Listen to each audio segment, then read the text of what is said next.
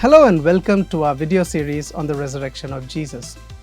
In the previous episode, we responded to the first of 7 most popular skeptical theories concerning the resurrection of Jesus.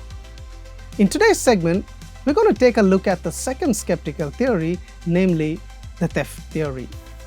To begin with, what is the theft theory? The theft theory states that the disciples came during the night, stole the body from the tomb, and made it disappear.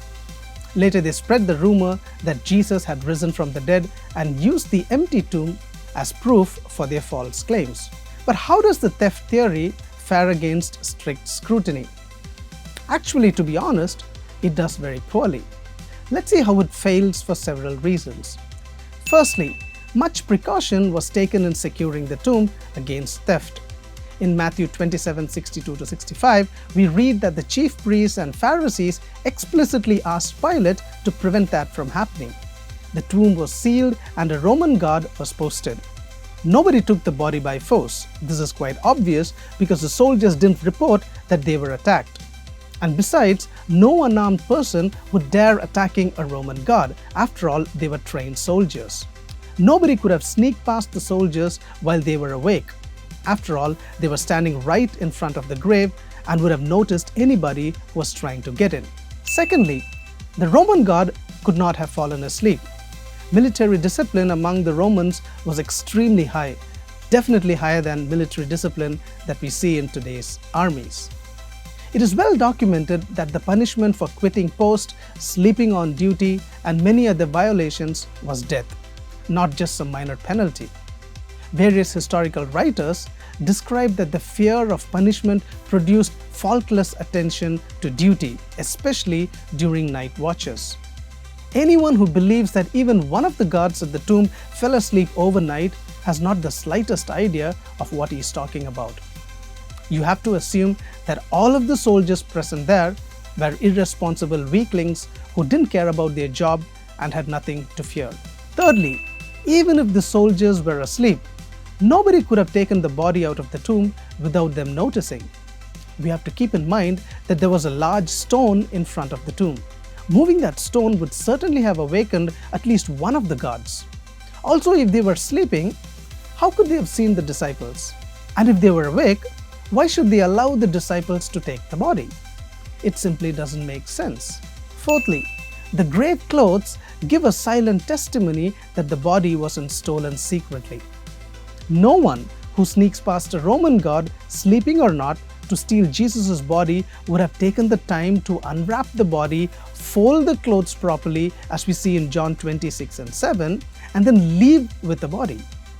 They would have left as quickly as possible, but the orderliness of the scene indicates that this didn't happen.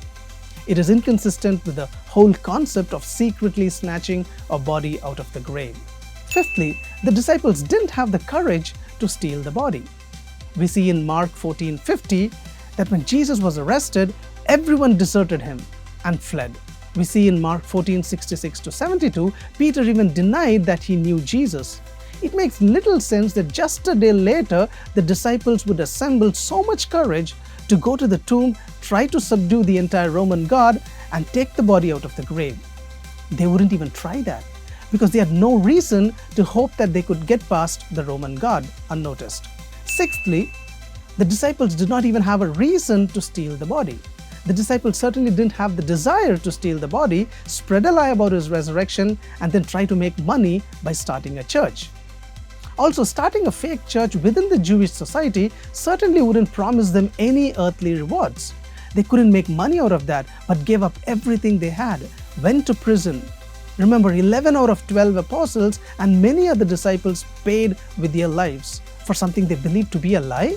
So the whole idea that the disciples took the body is totally inconsistent. Lastly, the theft theory doesn't align well with the disciples' teaching and their own life. The depression and cowardice of the disciples provide a strong argument against their suddenly becoming so brave and daring so as to face a detachment of soldiers at the tomb and steal the body. As scholar Sir J.N.D. Anderson argues, this would run totally contrary to all we know of them, their ethical teaching, the quality of their lives, their steadfastness in suffering and persecution. nor would it begin to explain their dramatic transformation from dejected and dispirited escapists into witnesses whom no opposition could muzzle.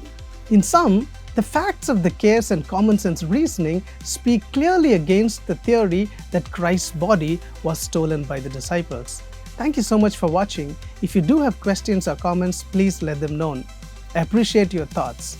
And if you have not subscribed to this channel, please do subscribe. We'll look at the third of 7 most popular skeptical theories concerning the resurrection of Jesus, namely the conspiracy theory, in our next episode. So stay tuned and God bless you.